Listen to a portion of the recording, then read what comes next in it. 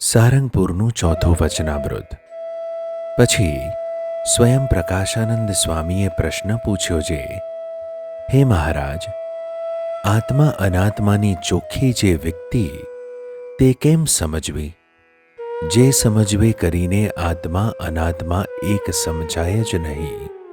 પછી શ્રીજી મહારાજ બોલ્યા જે, એક શ્લોકે કરીને અથવા 2 શ્લોકે કરીને અથવા 5 શ્લોકે કરીને અથવા 100 શ્લોકે કરીને અથવા 1000 શ્લોકે કરીને જે ચોખ્ખું સમજાય તે ઠીક છે.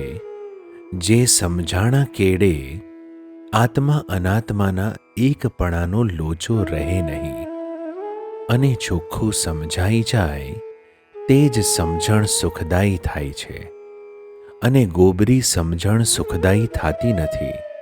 માટે એમ ચોખ્ખું સમજે જે હું આત્મા તે મારા જેવો ગુણ દેહને વિશે એકેય આવતો નથી અને જડ દુઃખ ને મિથ્યારૂપ જે દેહ તેના જે ગુણ તે હું ચૈતન્ય તે મારે વિશે એકેય આવતો નથી.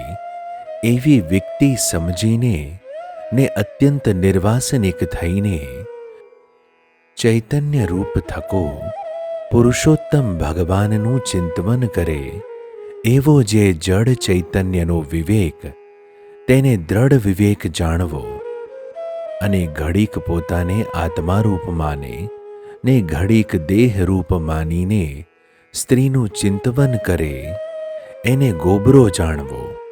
માટે એના અંતરમાં સુખ ન આવે.